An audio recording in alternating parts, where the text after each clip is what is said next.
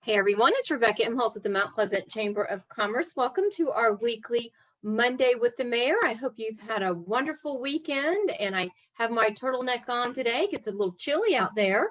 I think it's going to be even colder tomorrow from what I understand from the weather forecast. Hope you're doing well. Shane Griffin, President of the Mount Pleasant Chamber of Commerce. Hey Rebecca, yeah, I'm in Gulfport, Mississippi, so it's a little chilly here as well. So we're spending some time here. Hopefully, going to be out of here by later in the week. But here in Gulfport, at least, it's in the high 50s. So it's a little bit chilly. But always good to see you, Rebecca. Thank you so much for all that you do. Forgive me for my background. I'm in a hotel. I'm not in a hostage situation or anything, so everything's good. I'm just here in a hotel that's not very well lit. So forgive me for the appearance. We're glad you're well. Yes, thank you for and also thank you, Rebecca, and also I want to say thanks to my board for pulling off the luncheon last week without me. We had something that came up at a personal level, and we had to leave town very quickly, and so we were not able to. I was not able to be at the luncheon, but I understand it was a fantastic luncheon. We recognized our committee chairs and our executive officers, and we elected our new officers for 2021. So. Just thanks to you, Rebecca, and the team for pulling that off without me there. I knew you could do it, and I do appreciate it very much. So thank you. We missed you, and we had a lovely time and enjoyed the program and music by Joe Clark from Forte Jazz Lounge. So, but we missed you, Shane. So glad to see you. Well, thank you. Yeah, Joe does a great job. Well, with that being said, we'll say hello to the Honorable Will Haynie, Mount Pleasant Mayor, and also to Lauren Sims from the town. Hello, you two. Good to see you. Good afternoon. Good to be here. Mr. Mayor, it's always good to see you, sir. Let's get started right with the COVID numbers, and Lauren would love to have your input on this as well. You know, we've been talking over the past couple of weeks and really the past couple of months about doing the things that we need to do to make sure that we keep the curve flattened and to be healthy and to stay healthy. Unfortunately, it looks like the numbers across the country are starting to turn up, and also in our area starting to turn up as well. So Lauren, Mr. Mayor, or whoever has the numbers, if you could kind of give us some feedback on what Mount Pleasant is looking like right now in regards to the COVID numbers. You got them, Lauren? I do, yes, sir. And you know, instead of kind of going into specifics, I'll kind of just talk generally what we're seeing trend-wise, which was we saw a little bit of a creep kind of heading into November. And we saw a definite rise after the Thanksgiving holiday. Certainly, we had some folks traveling and getting together that hadn't been previously, and so that's something that we're definitely looking at. You're hearing across the country about closures occurring, schools closing back down. Certainly nothing on that level at this point in time, but we're just asking folks to stay vigilant in their efforts, particularly as we're heading into the holiday season. I know. It's a time that we historically always get together with friends and family and have parties and lots of indoor gatherings. So from the town's perspective, we will be issuing safety messaging that is specific to holiday events. So just asking everybody to stay vigilant in their efforts, and we're going to continue to monitor and do what we can. But out of the county, it looks like we're kind of leading the way in the number of new cases. So definitely not a trend that we like to see, and one that we would like to have addressed as soon as possible, for sure. So 21 can be a little bit different for us all. Yeah, and I just want to reiterate, we have done too much and paid too much of a price to lighten up now. We're not doing anything draconian in the town. We still have a mask ordinance for groceries and for drugstores. For good reason. And we have that. We've gotten some inquiries this week by email about some of our recreation things, and I will discuss that with some members of the recreation committee to see if there is a will to do something different there. I'm not sure exactly what, but when citizens start saying things like, hey, there are a couple of teams that don't want to play this sport or that sport in your rec league, because they want everybody wearing masks, that really gets our attention, because again, the object is not to scare everybody, and the object is not to make everybody wear a mask, even though we have a mask ordinance. The object is to get rid of this dang virus. That's the thing. And so we will take that to heart, and I'll talk to a couple of members of the committee, but I'm just asking everyone, and this is a Chamber of Commerce Zoomcast. We try to keep it business oriented. This is a workforce issue, and I'll give you an example. For our committee day last Monday, we had actually 3 staff people, counting our legal counsel, who had to join us remotely because they had to self-isolate due to contact tracing. Now, they didn't end up testing positive, but they had been in proximity with someone who had. This is a workforce issue. Let's just, let's keep doing it. Absolutely. And on that, Mr. Mayor, I wanted to kind of go back through the Operation COVID Christmas, which is an initiative with a collection of different organizations in the town of Mount Pleasant. You had your first event yesterday, which I understand was a huge success. There are a couple of events that are coming up this week. And then, of course, we as the chamber have developed a hospitality fund, relief fund for hospitality workers. And we've already, with the matching of Mickey backs of $5,000, with the $5,000 that we're putting in as a chamber, and then also to soliciting donations from our membership, we have a real opportunity as a chamber to help folks that have been affected by COVID-19. But I'd like for you, Mr. Mayor, to take this time to kind of remind us how Operation COVID Christmas got started, and then let's talk about some of the things that are coming up down the pike for it. Sure. It just got started after some phone conversations, a little bit with Shane here in the chamber, and touching base with some of our nonprofits. It's just been a heck of a year. Everybody, whether your business, and I'm talking mostly to locally owned businesses, whether your business has recovered, your numbers have recovered. I've talked to a lot that haven't, even though they were never technically shut down. It's just people's avoidance of public places, of shopping, and those type things. And it began to weigh heavily on a lot of us. And I started talking to our nonprofits, I've talked to our hospitals, who have been a constant source of information to me as mayor. And the others was just as a member of the community, having been, like you have, Shane, like you have, Lauren, we have been living this, daily. Everybody has, but us, depending, like you as president of the chamber, and Lauren, you dealing with business, and me as mayor, these things, nobody foresaw this. If you had told us a year ago that we would have the kind of year and be digesting the kind of facts we had to learn and making the kind of decisions we had to make, we would have said you didn't know what you were talking about. So out of that, we said, let's spread some cheer. Let's do we hear about super spreading and community spread of the virus. Well, let's super spread some joy. And out of those conversations, and I remember being very nervous about the first Zoom meeting because I wanted everybody to sort of say, hey, we can do this and we can do this together. And Shane, you were part of that, and it really just took off. And so Operation COVID Christmas Super Spreading Joy has identified our frontline healthcare workers, our isolated elderly, and our hospitality workers who have really borne the brunt and continue to bear the brunt of this, not to the exclusion of anyone else, but they really have on a day-to-day basis. So Echo, Frances Huffstetter, one of my new heroes, she came up with the idea of the Do Good drive-through because it was hard in a COVID reality for our local nonprofits to do their normal things, have their normal events with lots of folks. So Patriots Point stepped up and said, why don't y'all do it here?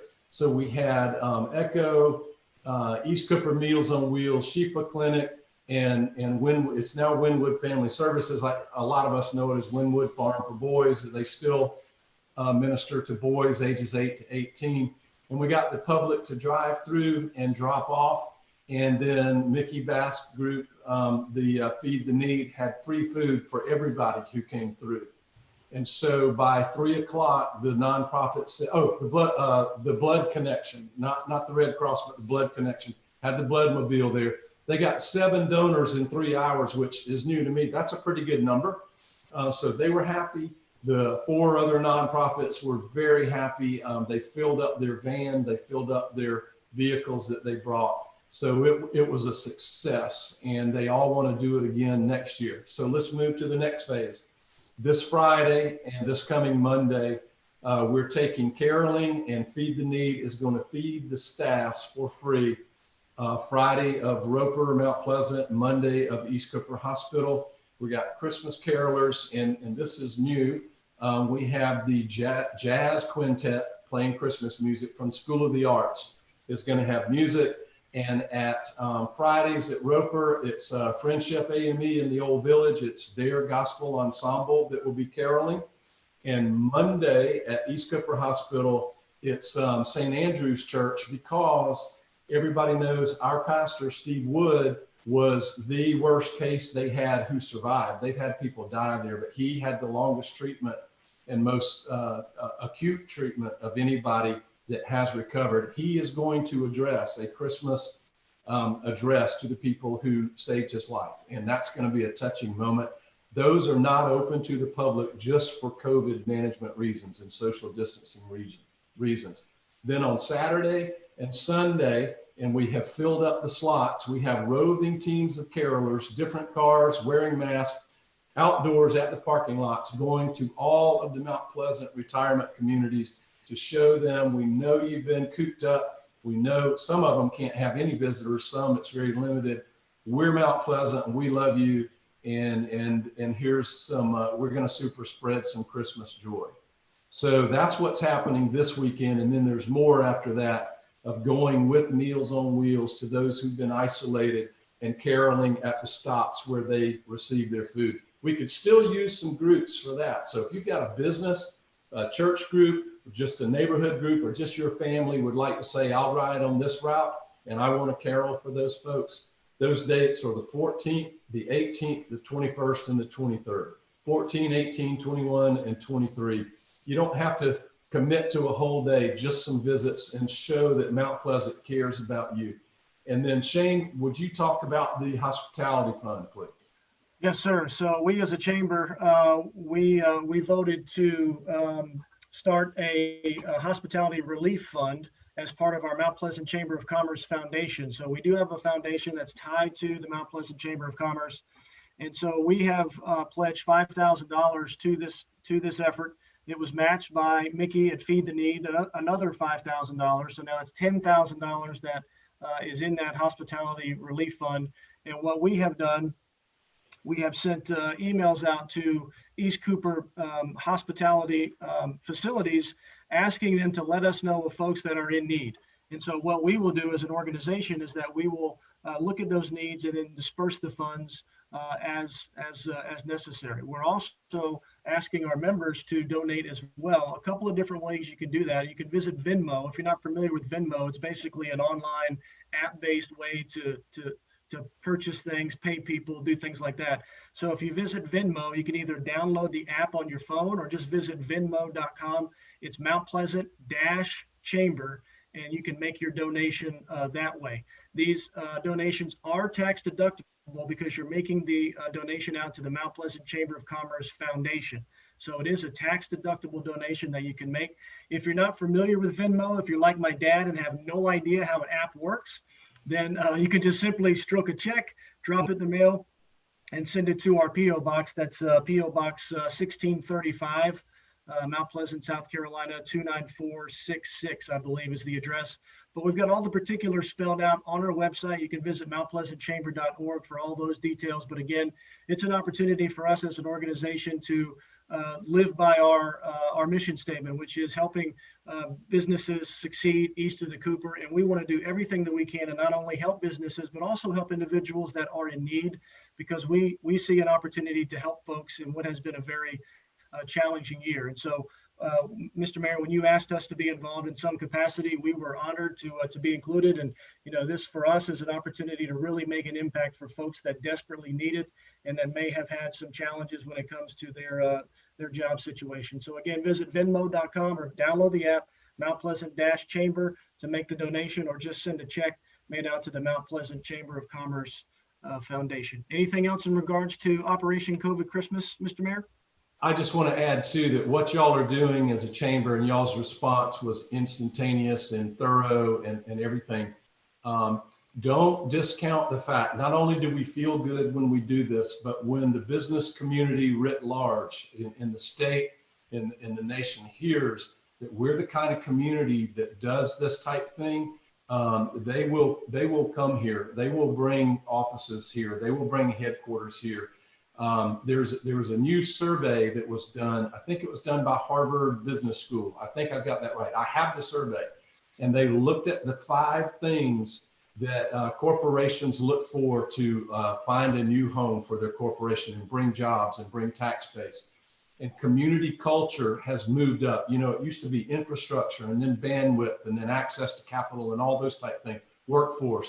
And now one of those is the culture of your community. And this is just one, and I know everybody's doing, I'm not just trying to blow the horn because we're involved in this, but we, Mount Pleasant, this just shows that culture already existed. Nobody created this with Operation COVID Christmas. It's just on display. And the more of this type of stuff that happens, the more Mount Pleasant, South Carolina becomes a place that people will notice for business reasons as well as reasons of the heart. Well, it's a very special place. And, you know, I revert back to you mentioned earlier about the calls that we've been on. We've had a number of Zoom calls over the course of a few weeks in regards to Operation COVID Christmas. And it is amazing the amount of folks that have stepped up and then on these calls there's whatever you need. Tell us what you need. I mean, it's amazing how a group of people from all types of different organizations can come together and really make a difference in a time of need for folks.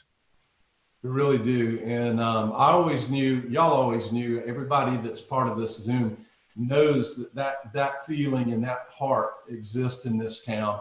And it's a year like this and an opportunity like this that just really displays that. And, you know, it's the best town in South Carolina, probably the best town in America.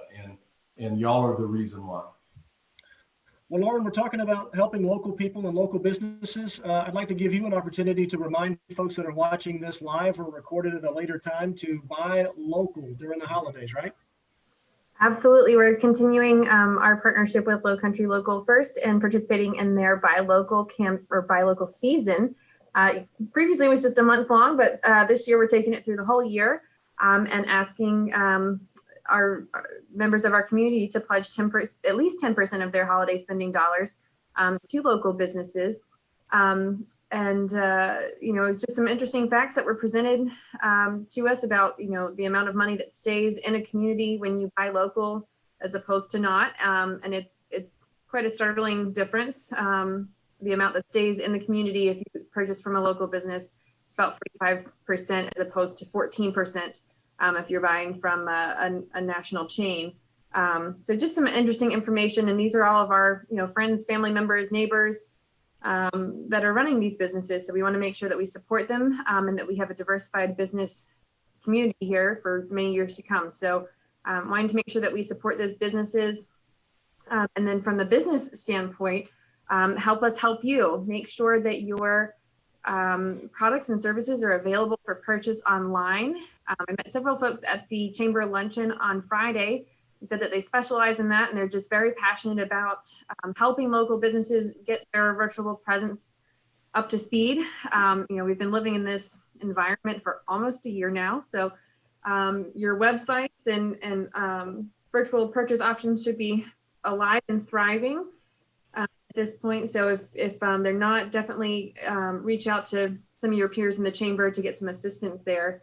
I do want to add a caveat that remember for all of your holiday festivities, our local restaurants, you know, they're part of our local business community too. And I think when we talk about holiday spending, we tend to think about you know, purchasing presents or gifts from our businesses or services, whatever that may be. But remember our hospitality industry here as well, that they've obviously been significantly impacted by this whole event. So just make sure we're spreading the love around the community and supporting those local businesses so that they're here for the years to come.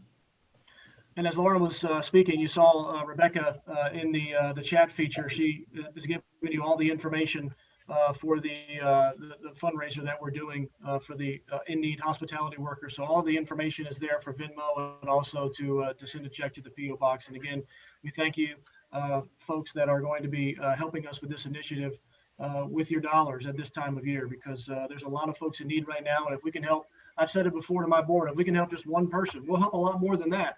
But if we help just one person, then we've absolutely positively made a difference. So, Mr. Mayor, what I'd like to do is I've got a couple of more items, but I know council is tomorrow. So talk a little bit about what's on tap for council meeting tomorrow night. Sure. We got some recognitions. There's a few awards and stuff that we do at the beginning of the meeting. We have cut back drastically on those, but there's some that are town awards that are given every year. So we make mention and notice of those. Even whether people choose to come into a public realm to do that or not in this environment is fine, but we will make acknowledgement of those. One thing I want to mention, there is an item, and if you look at the agenda, it is still on there, but that's for legal reasons. But it involves the it's in item 8. I think it's item 8B3. It's about the cell phone tower for the Long Point neighborhood. It was going to be second reading. That has been withdrawn by the applicant. So even though it remains on the agenda only for legal reasons, it is not up for discussion. There is no council discussion or action on that tomorrow night. So tell all your friends who live in Long Point, don't show up tomorrow night. It will be a wasted trip. By law, if you withdraw something like that, you have to wait 1 year before you bring it back, unless they appeal and ask for a waiver. We don't know what they're planning, but just know that item, cell phone tower Long Point, is not on the agenda. There's one rezoning for 14.5 acres on the Park West Carolina Park side of 17 up in that area. That from AB to AB2, that is also convoluted because it's 8 different parcels, and some parcels are going to be taken out and some are going to be left in. So that one might draw a crowd. Other than that, there are no committee action items. There's nothing on there about the Christmas parade. I get that asked that all the time. The Christmas parade is on as planned. That was by an act of council at our October meeting. It would take an act of council to alter or cancel those plans. And at this point, I've heard no movement in that direction whatsoever. So just wanted to get that out there. And other than that, it is a very, very small agenda for tomorrow night. We may be out in record time. Excellent. I understand we have a question. So at this time, I'll ask Rebecca Imholtz, our Director of Development, to ask that question of the mayor. Rebecca? Thank you, Shane. The question is, I would like to suggest the creation of a citizens committee of short-term rental owners or managers with the support of the town. This committee could be of help to the town by assisting with ensuring compliance of permitting and regulations and weeding out any bad apples. It's important to many of us who rent and who pay our licenses and taxes to be good neighbors and to be responsible property managers. Is this something that the mayor could consider? Yes, and if I hadn't been told, I would have known that came from Laurie Bixler, one of the most conscientious town and neighbor-friendly short-term rental owners that's out there. She was very instrumental in helping us work. I think we spent a year working on and then passing, and then a year since we passed it, implementing a very reasonable short-term rental regulation. And I want to thank her for that. And I want to thank her for this suggestion. The short answer is yes, we would love to see that. And we would love to have such. It's a great idea.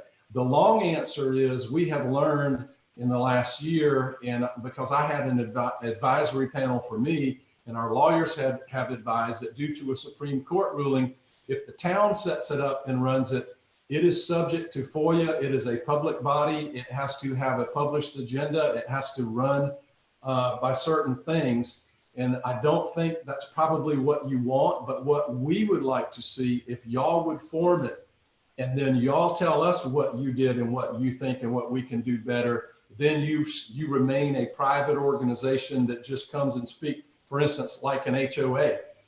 If an HOA comes and tells the town, we want you to do this, want you to do that, that's the public speaking. If we form it and sanction it and basically run it, then you're a public body and subject to all the things that public bodies are subject to. And we find that unless you're an elected official like us, a lot of time, we seek this punishment. And then a lot of folks say, hey, I don't want everything I do, for the news media to be there subject before you. But if y'all were to meet and say, here's what we're having problem with interpreting in your ordinance, and here's where we don't see standardized enforcement of it, that's the stuff you can always come, and it makes us a better town. So thank you for that. Excellent. Well, that's all we've got today. Anything else, Mr. Mayor, Lauren, to wrap things up? Appreciate it. Very, very thorough. I appreciate everybody joining in, and just keep up those COVID precautions. Nothing drastic. We don't live in fear, but we do live in prudence, and that's a good way to approach it right now. Shane, I neglected to mention one very important part in my comments earlier, which is about testing availability for our business community. If your business offers what they call customer-facing services, MUS is doing drive-through testing every Friday in West Ashley from 1 to 3 p.m. At their mobile site. And so encouraging folks to take advantage of that. My understanding is they don't take insurance or anything of that nature. It's really more of a precautionary thing, understanding that there are some businesses that still have to interact with customers day to day, face to face. So please make sure if that applies to your business, you are taking advantage of that opportunity. So thought that was important to throw in there at the end. Sorry for neglecting it earlier. No, excellent. Good information. Well, we've covered a lot of ground today. Thank you both for your time.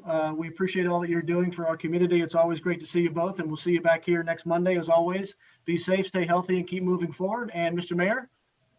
Stay positive and test negative. See you next week. See you later.